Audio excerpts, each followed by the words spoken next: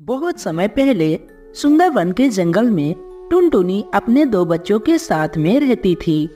पहाड़ी जंगल होने की वजह से वहाँ पर रोज बारिश हुआ करती थी। एक दिन चिड़िया की छोटी बेटी रोती हुई घर आती है और अपनी माँ टुनटुनी चिड़िया से बोलती है, मम्मी मम्मी, दीदी ने मेरे पैसे छीन लिए, मुझे मेरे पैसे दिला दो। पहले तू ये बता कि तेरे पास पैसे कहाँ से आए? जब सुबह तू स्कूल गई थी तो मैं तुझे कोई पैसे नहीं दी थी, फिर तेरे पास पैसे कहाँ से आए?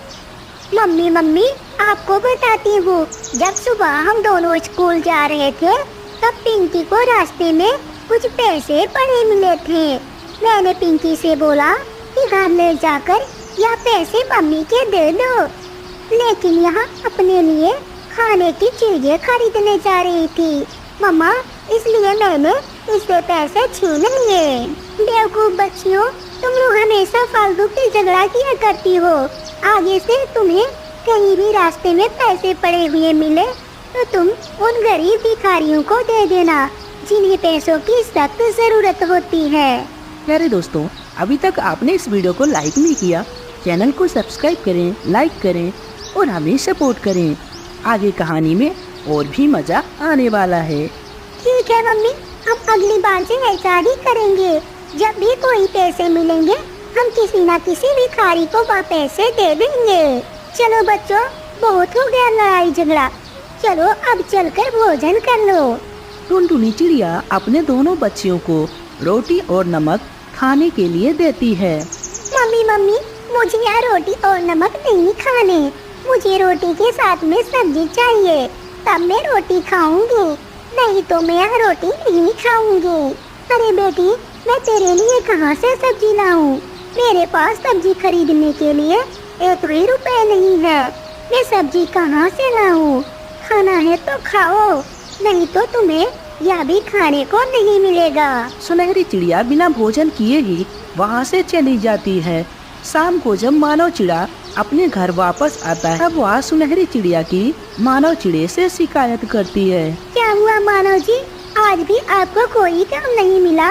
बच्चे कई दिनों से रोटी और नमक खाते खाते अब उब गए हैं। अब तो सुनहरी ने भी खाना खाना बंद कर दिया है। मैं अपने दोनों बच्चों को तो वक्त का भरपेट भोजन भी नहीं करा पाता। मैंने कभी भी नहीं सोचा था कि मुझे यह दिन भी देखना पड़ेगा। तभी सुनहरी चिड़िया भी वहाँ पर आ जाती है। सुनहरी बेटी, तुम्हारी मम्मी बता रही है कि आज तुमने भोजन नहीं किया।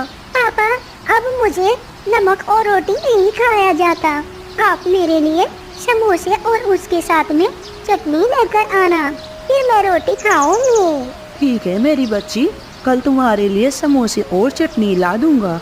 इस तरह कब तक चलेगा जी? बच्चों को तुम कब तक झूठा दिलासा देते रहोगे?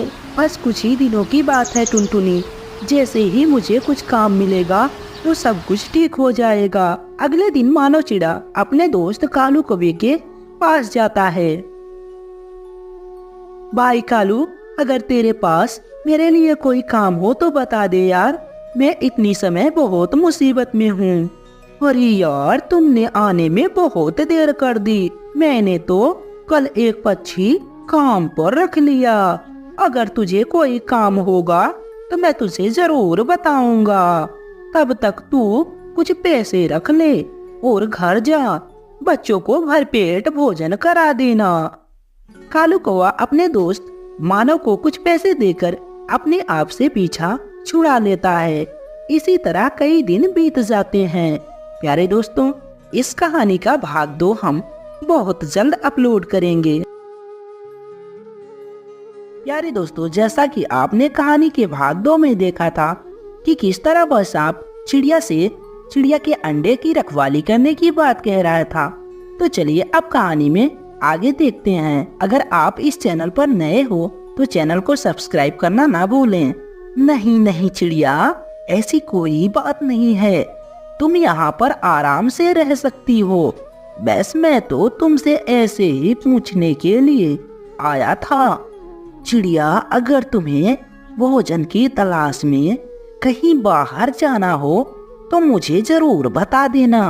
मैं तुम्हारे अंडों की अच्छे से ध्यान रखूंगा। सांप भैया, आपका बहुत बहुत धन्यवाद। आप कितने अच्छे हैं। मैं तो आपसे बिना वजह के ही डर रही थी। मुझे अब भोजन की तलाश में जानी होगी। मैं आपको जरूर बताऊंगी। सांप भैया, आप मेरे इन दोनों अंडों का अच्छे से ध्यान रखना।